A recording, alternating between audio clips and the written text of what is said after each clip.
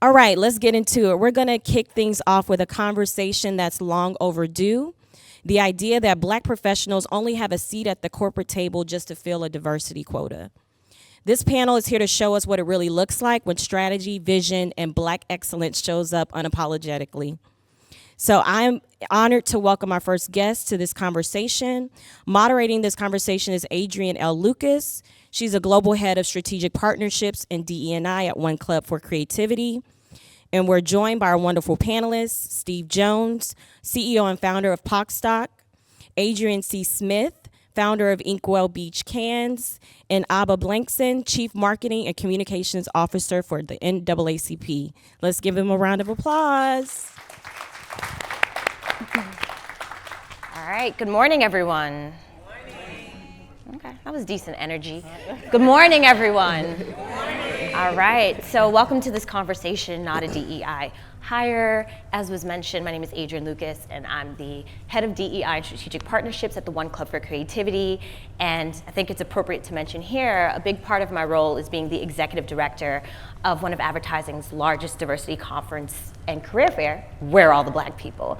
And us gathering here today, everything that this event is about, the work that everyone on this panel does, the work that Peter does is so special, and very grateful to OUTFRONT for having us. So something that we decided as a panel collectively was that this is going to be a family conversation, not an industry conversation. So we're gonna get as real as we can get. Are we recording? Are we not? That's gonna determine, yeah, we're recording. So we're gonna get as real as we can get. And we have about 50 minutes for this conversation. We'll chat for about 30 or so minutes, and then we're gonna open up the floor. So as we're chatting, please keep some thoughts and questions in mind. The hope is that we can leave here smarter, feeling more informed, and feeling more connected. So that being said, your titles were already mentioned, but tell us a little bit more about who you are and the mission behind your work, and anyone can start. Ladies first. Oh, thank you. Well, good morning, everyone. My name is Abba Blankson, and as was mentioned, I'm the Chief Marketing and Communications Officer for the NAACP. I say NAACP. People still say NAACP. Either is fine. And I have been with our organization for 8 years, 8 challenging years, rewarding years, eventful years, 2 times with an interesting president that we have to respond to on occasion. And so in this moment, I think I'm exhausted, quite frankly. And so I am trying to find more balance, and I love spaces like this where we can have a real family conversation and talk about what we need to do in this moment. So I'm looking forward to this. I am grateful to Peter and everything that he does to bring spaces like this together. And so let's get into it. Great. Hello, my name is Adrianne C. Smith. I am the founder of the Can Diversity Collective, which hosts Inkwell Beach Can, and we also host Inkwell Beach Davos during the World Economic Forum, and we also host events on Martha's Vineyard. So that is my passion project, which means I volunteer for that, and all the people that work for us are volunteers. We have not amassed the amount of money that will allow us to hire people. So 100% of the people that you see that work for Inkwell Beach, they're all 100% volunteers, including myself. I have a day job. In my day job, I'm the Chief Impact and Inclusion Officer, or Chief Inclusion and Impact Officer for Fleishman Hillard, which is one of the #1 PR firms in the country. So you can imagine all my life I had to fight because not only is the work that I do for my day job under attack, but the work that I do as my passion project is under attack, because it's all centered around providing access and opportunity for people who believe in the spirit, the innate underpinning of everything that we do, of inclusion. And that means creating access and opportunity for folks from underrepresented communities who don't often get the chance to be in spaces and places to level up what they want to do, is what we do. We provide that space. We always say we want to elevate the conversation of diversity, equity, and inclusion, and I proudly say that, DEI, from the woe is me of DEI to the wow is me of DEI, and what access and opportunity can provide for you. Absolutely. And last and certainly least, in the presence of these powerhouses, I'm Steve Jones. I'm the founder and CEO of POCStock. I am a lifelong entrepreneur, a disruptor, a troublemaker. And when I see a problem, I just can't help but go after it full-heartedly. And when I was working in the advertising industry, I found there was a lack of diversity in people that looked like us in the stock imagery space. So we decided, my co-founder Deshaun Brown and I, we decided to do something about it. I see a lot of our clients and partners in this space. So when I get into spaces like this is why we started the company, to make sure that representation in the bigger picture, as this event is called, finding representation, positive representation for people like us, it matters, because we need to know that we're out there for each other. We need to know that, you know, the old saying, if you see it, you can be it. Like, we need to keep showing up in spaces like this. And a lot of folks I met at Inkwell Beach, thanks to Adrienne putting up the beacon to bring us there. So you cannot applaud this woman enough, because so our mission is to make sure that the world has access to positive representation of people of color. We started off with advertising and marketing. Now we're focusing on tackling the behemoth, which is AI, and making sure that as generative AI takes over image production, that they have enough images to make sure that we are showing up correctly. So, yeah, I pick big problems. Thank you all for that. And what I love is that this is a panel of doers. I got to attend CAN for the first time through Adrianne's CCDC program. Steve is an in-kind partner for World of Black People and takes beautiful imagery of our attendees, and the NAACP is just a tentpole in our community in what you do. So who better to ask this question than all of you amazing folks? So let's address the elephant in the room. What does the phrase "not a DEI hire" mean to you? Can we unpack that a little bit? Anybody could take that. Well, you want to start? No, you have great. I'm going to start because what I'm going to say may be controversial to the question, because I proudly say I am a DEI hire. So am right? I. You know, power to the people. I am DEI hire. I think the issue becomes in how people define what a DEI hire actually is. And if, in my mind, if you are a leader that's worth the salt of your leadership in how you provide access and opportunity and growth for your organization, you should be proud to say that you are a DEI hire. And what that means is you believe fundamentally in creating a space or organization that is responsible for creating inclusive environments. You're finding the best talent for your organization to help with the growth of the finances of your industry. We understand that there are stats that say the more diverse and inclusive your organization is, the better opportunity you have to increase business opportunities, to create opportunities for more growth and revenue growth. The more diverse the talent is, the better ideas that come up for growth and opportunity. If you have a monolithic group in your organization, there's no way that you're going to grow. You're all thinking in the same way. The growth opportunity does not exist. I'm a proud DEI hire because I believe in those fundamentals of finding the best talent for the best places for my business. I say DEI is important because it changed what the face of the Cannes Lions Festival looks like. When I went for the first time in 2017, out of the 20,000 people that were in attendance, only 200 looked like me.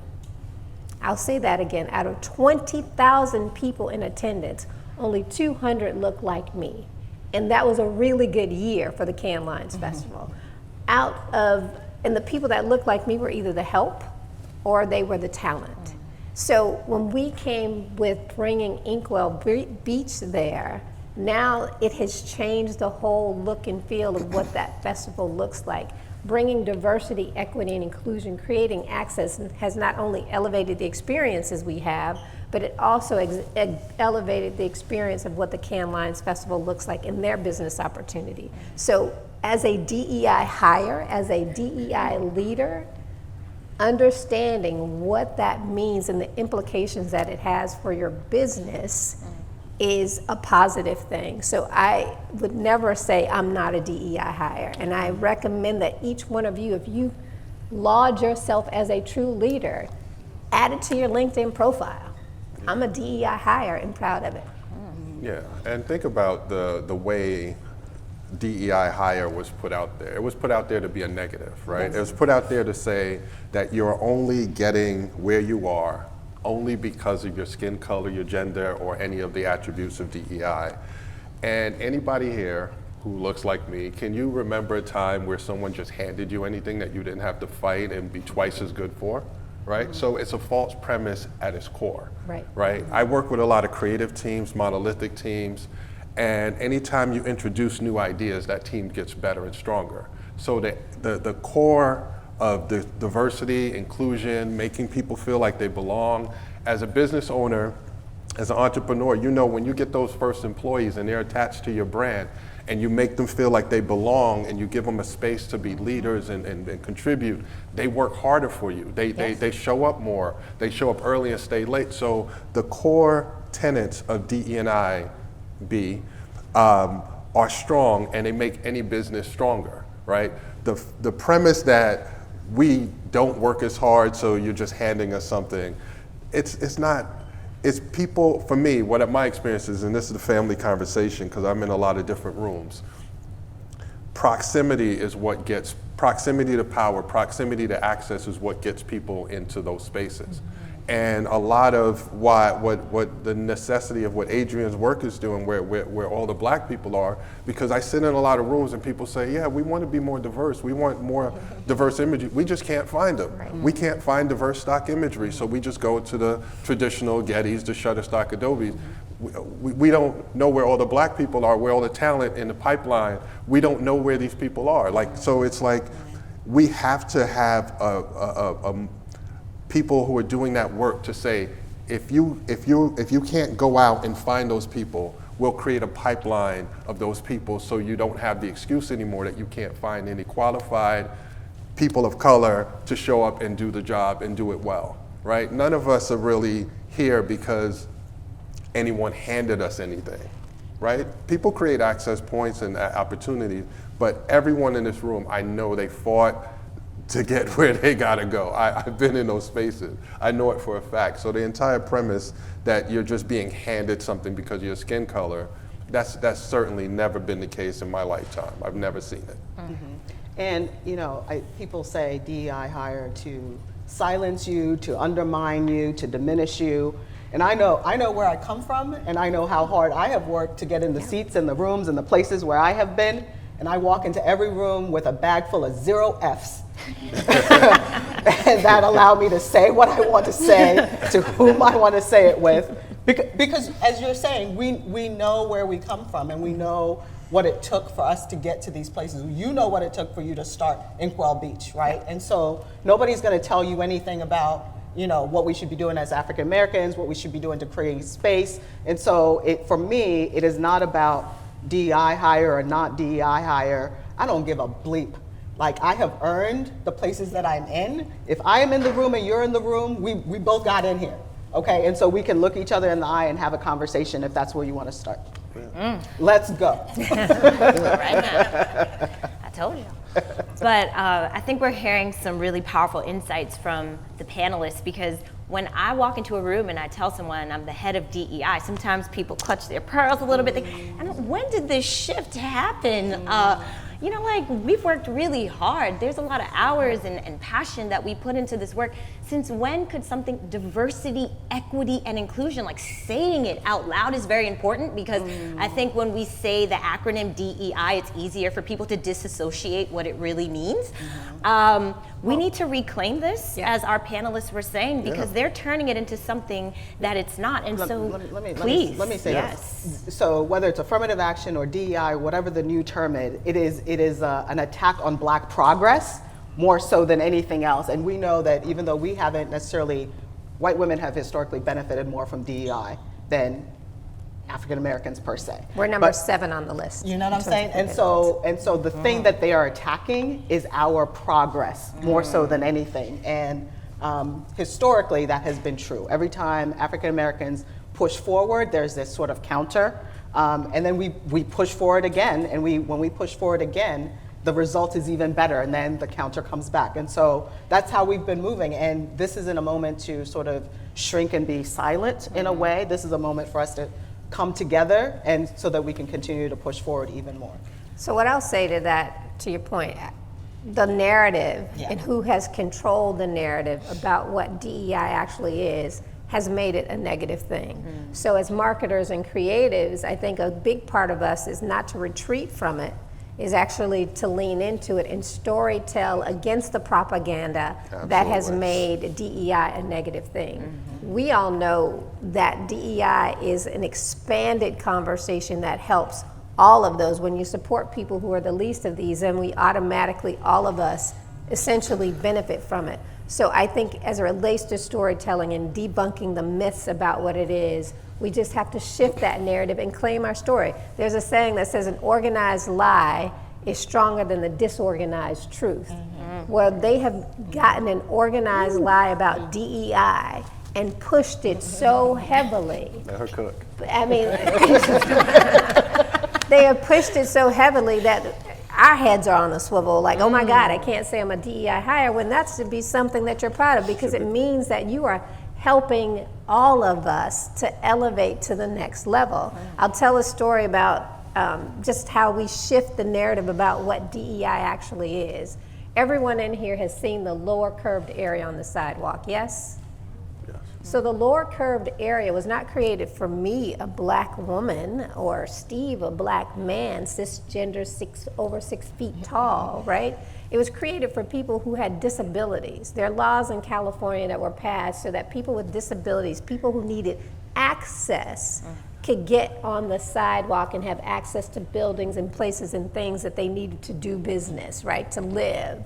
But not only do people with wheelchairs and disability gain access, now people with grocery carts pushing get access. Women with baby carriages now get access. If you hurt your knee, you get access. If you're having a delivery, you get access. Now what they're saying is, when they say get rid of DEI, raise the curb. Now no one has access. Now you're gonna see people rolling down the streets in wheelchairs in traffic because now they don't have access. You're killing it when you say take DEI. You're taking from the least of it when all of us benefit from an opportunity that was created for someone who didn't have access before. Not to get too deep into it, because that was... Go deep. No, I'm just saying, but that's why we don't have healthcare. Like, that's why we don't have universal healthcare, is because they block it so that we don't get access. So they block it for everyone so that black people don't have access to it. But yeah, no, absolutely. I will say this, and not to be controversial, DE&I as a concept is great. Implementation of 1.0 needed some work. So we do need to evolve it and come up with a DEI 2.0 that really addresses the systemic issues of representation, but it also ties it to business metrics so that we can clearly show how having more diverse teams, more inclusive workspaces, people with a sense of belonging, how that increases productivity, and ultimately what corporate leaders care about, the bottom line. It impacts all of those things. I just don't think we've done a great enough job at marketing it and all the attributes. I'm going to stop you Please. right there. No, because please. the work has been done. The data is there. Marketing that says data, yeah. The marketing of the Yes. data, the storytelling about the work is not doing. So as creatives, we've got to lean into storytelling and reclaiming the narrative about it. We've gotten incredible legal minds, data statisticians that can show you organizations who, again, worth their salt, have DEI priorities that tell you what it has done for their organizations. I mean, we can just take a look at Costco, who will tell you, I'm not dropping DEI, it's helping my business. Absolutely. You can take a look at Target saying, I wish I hadn't dropped the DEI because it's effing around with my business, right? So the data is there. How are we controlling it, and who are we giving the control to tell the story is the problem. We're probably at DEI 0.4, 4.0, right? Well, the But next version needs to be is clear. key. The evolution is key. We have to evolve. Everything, I mean, AI is making us evolve. AI is taking sort of that human element out of things, but we have to play a critical role in the development of AI. Because if we're not participating in the prompting and storytelling, then we're going to be left out of the world of AI as well. So if we're not engaged in that process, Well, we're I gonna be challenge this facing group with other of situations. brilliant marketing and creatives to help shape the narrative Yes. of the next DEI phase, because we have to take control of it. That makes sense. So to help them get started, what are specific points of advice do you have for the audience of ways we can get together as a community to sort of fight this machine that's trying to change what DEI is and warp the meaning of it? Tell us tangible things that we can do. Okay, so a couple of things. One, sometimes the diversity, equity, inclusion conversation is about getting a seat at their table, right? Sometimes the conversation is about, bringing our own seat, as Shirley Chisholm said, or creating our own table, right? And so Steve saw a problem, he created something, now we can all access it. There are, and all parts of those are needed. There's the part that says, you can't have a Davos and not have African Americans there, right? We need a seat at the table. We need to create that. There's a part of the work that all of us need to do that is bringing our own chair and pushing in, right? Sometimes they're not gonna invite you per se, but you see what's happening. Get there. I'm here. Now what, right? It is as Adrienne was talking about, Martha's Vineyard. That has been happening for forever. CAN has been happening for forever, but we didn't know these things were happening. And so somebody has to get there first and sort of scout the room and say, I'm gonna bring more people. And then there are other times where we just have to create our own table. We were talking before about nobody's gonna fix our problems for us. And there's work that we need to do to support each other. Right? So being in rooms like this, you do have to connect. Get somebody's number, help them with the business they're starting, the business that they have now. Spend money with each other, right? Spend money with each other. Don't, I have a friend who talks about, sometimes we get in rooms like this and we don't trust each other. Why? Other people trust each other, and they start businesses and they collaborate. But for us, we've got to know each other 10 years before we say, okay, now what do we want to do together? Like, let's cut to the chase and actually support each other. Right.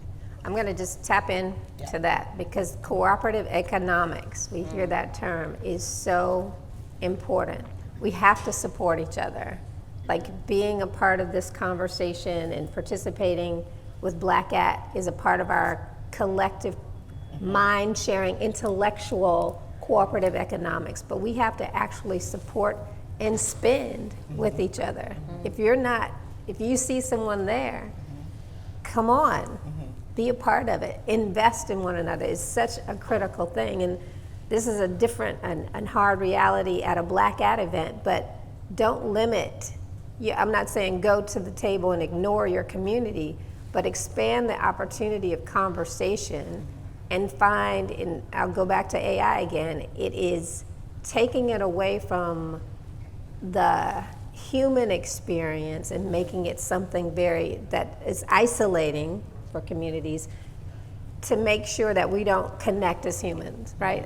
And hopefully I didn't mix that up. But we have to know that some of us who don't look the same shade, we still have so much in common, and that we can grow from that inclusive standpoint and that shared human experience to be able to go back and support our own communities, right? So we definitely have to make sure that we are supporting each other, but don't limit yourself in terms of where you're going to create access and opportunity, and continue to be a disruptor. You're disrupting in terms of the work that you do with POCStock. Find something you want to do that's outside of the box that you haven't been asked to do. I wasn't asked to go to CAN. I was like, there's something that needs to be there. And they look like me. Let me just create a space, right? So disrupt. Create opportunities to expand your ability to partner with people who know stuff that you don't know, and just go for it. Like, don't hold back. Yeah, I agree with all of that, and I would say I make it a point every single month to spend something with or support some Black-owned business, whether I need the product or not, they need to sell, right? So one of the things in this moment that I would challenge everyone to do is to think about us and not just about me, right? What can I do for the larger community, even if it's a small thing? And we all have lives, we're all busy, we have families, kids, we have aspirations, but everyone here can do something small. You can, when you go to Amazon, if you shop at Amazon, look for the Black-owned section. See if they have what you want first, and then go somewhere else if they don't have it. Give them the first look, right? One of the things with POCStock that's been a challenge is that finding community in certain spaces has been a challenge, but I am one of those people that I like to expand the tent no matter where I'm at, right? So don't resist the urge to try to be the only one. Find community with other. It warms my heart to see Black and Inkwell in the same space, because it could easily have gone where the spaces where I'm in, like I try to reach out to other Black stock photography companies, and I have yet to have any of them show up for partnership. And yes, I'm calling them out. But but resist the urge to want to be the only one, right? Find spaces where we can share knowledge. As soon as I got the list of all the events in Cannes, I started sharing it out to make sure everyone has access. If I get access to stuff, I open the door for other people to have it. I don't want to be the only one. My role here in this world is to make impact, and I can't make impact if it's only me as an island. Right, so I try to be as inclusive of as many people as possible. And anyone who knows me knows that I do that every single day of my life. All right, so you heard some tangible tips. At minimum, we're supporting Black businesses, we're opening the doors for people. I love what you said. Sometimes you have to be the first in the room, but then once you are, let other people in the room. So this is the last question that I have. So start mulling over, thinking about what you'd like to ask these panelists. So as we explore these solutions, people are inevitably gonna gaffe. It's gonna happen. So we said this is a family conversation. So how do we take a familial approach when someone does err and we see that? How can we help them, correct those actions and do something that's in favor of uplifting the Black community and correcting that behavior in a supportive way versus leaning into cancel culture? I'll say this, I'm sorry. This happened to me just yesterday, Yeah. and I'll be brief. We're raising a round of investment funding currently, and I sent a one-pager to an investor.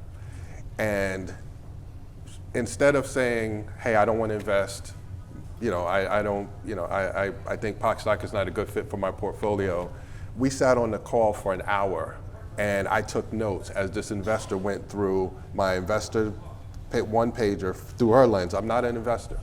I'm a tech guy, I'm a creative guy, I'm a branding guy, I'm an entrepreneur. So I know where I'm at. So she sat there for an hour and went through my one-pager instead of saying POCStock wasn't ready, POCStock wasn't this, and we're ready. We've raised plenty of money, but we just don't have that lens. So to have someone kind of pour all of that knowledge into, it reminded me of how I am. If I engage with a Black-owned business and they're not 100%, I'll throw out little tips and say, hey, what if you worded it this way? What if you did this? What if you led with that to make them better, right? We're all new as Black entrepreneurs, as Black people accessing wealth. This is new to us. It's only a few decades of us having this many people with this much access. So we're gonna make mistakes. We're gonna not know what it's like to have generational wealth passed down to us.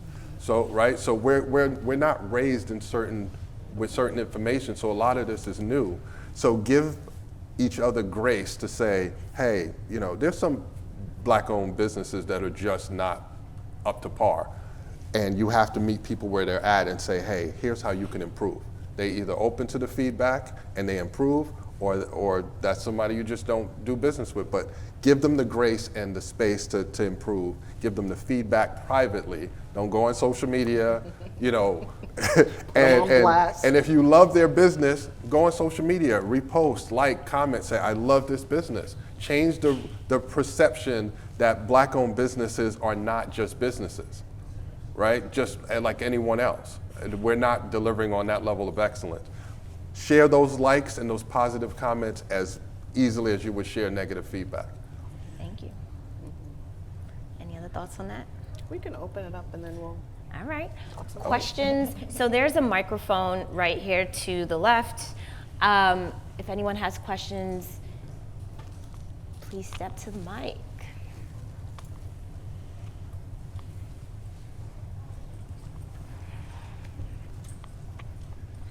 Hi there, is the mic on? Hi, my name's Samuel Money. I am co-founder, co-CEO of an organization called Purpose Hive. And thank you so much for today, because you've given me some additional energy, because 2 weeks today I'll be giving a presentation at the P&G Alumni Conference. It's like a workshop, it's like 500 people, on purpose-driven DEI. And I pitched that to them back in January, when we're not supposed to use DEI. And for me, it was just such nonsense. So for me, it was crucially important to make that linkage between purpose, DEI, and why this is about exactly that. Diversity, equity, inclusion. It's good for business, it's good for growth. It's about having a positive impact on humanity and nature while being profitable at the same time. It's not either or, it's both. And so I'm curious to hear from this group. We talked about the marketing and the framing of it. So how might others take the inspiration you're given, and hopefully the inspiration I'm giving, and how we can continue this narrative forward so that we can regain the conversation. So any more inspiration or ideas, I've got my notebook. I'm truly asking, for inspiration from you or the audience, and how we might continue this reframing in a positive way. I'll step. You want to start? So you're a leader in the space, right?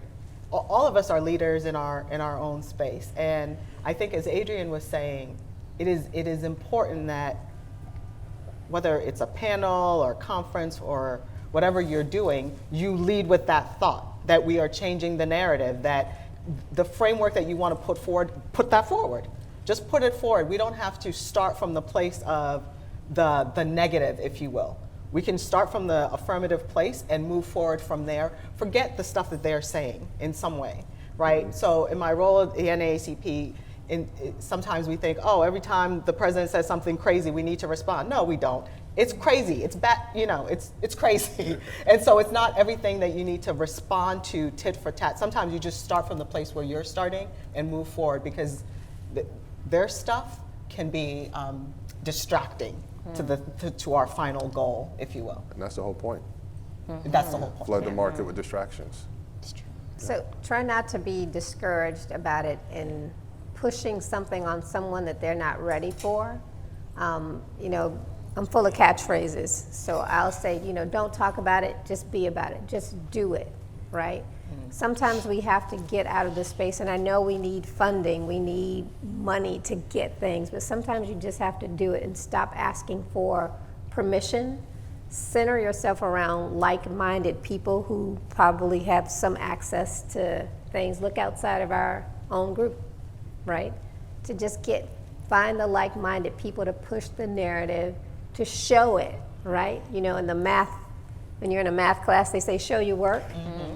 Show how it's done. Show the benefits of it. Help to elevate that conversation, so we're not going anywhere like a handout, but we're just showing you need to get on board with this work of diversity, equity, and inclusion, because without it, you're losing out. Use the examples of Target. Use the examples of other organizations who are losing out because they decided to ignore a fundamental part or fundamental audience, a consumer of their business, and now they're suffering the consequences. So whatever you can do to elevate the work that you're doing, if it's purpose-driven, that's the human connection part of this work. Humans are messy, right? But how can we get our messiness in a space and place where everyone's able to identify it and then everybody can rally around it? But don't stop telling the story, don't stop pushing the narrative. Absolutely. And by nature of DE&I, it's a disruptive mechanism. It's there to disrupt the patterns and the status quo. And as a DEI leader, you have to be willing to do exactly what Adrienne said, which is to put forth in action, this is what it really looks like, and know that there's going to be people who need to be brought along. But there is no homogeneous room that I've ever been in that felt like it exuded the best of ideas. So even if it's an all black room, right? So you always have to have diversity in thought, and that comes from doing this work. So just keep doing it.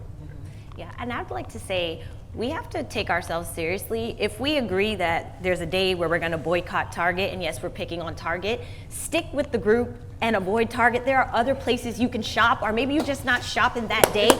Take yourself seriously. I think about the Montgomery boy boycott and the sacrifices people made, but that was the way that we were taken seriously. We contributed so much to the economy of the transportation system that we forced them to take us seriously. We need to force them to take us seriously now. When I walk past Target and I see people of color in there buying things, I get so frustrated because I'm like, come on now, where's your discipline? Because we're fighting something bigger. And so it's like, have that discipline, realize the bigger cause. And when you see people there, to your point, taking the familial approach, maybe pulling them aside and just saying, you know, we're trying to protest Target, this is what we're doing, let's take ourselves seriously, let's keep the money in our community as long as we can, and that's how we're gonna make progress. Yeah. And the Montgomery boycott lasted 380 days, so That's it. we're only a couple of weeks in. Right, it's a couple months. So stay the course, absolutely. All right, so we have time for one last question, if anyone has, otherwise we can. We're around. Yeah, all right, so we're gonna end on that note. This was a powerful conversation. Thank you so much, Thank you. Steve, Adrienne, Abba, for this. And we're gonna pass the floor back. Thank you all so much. That was amazing.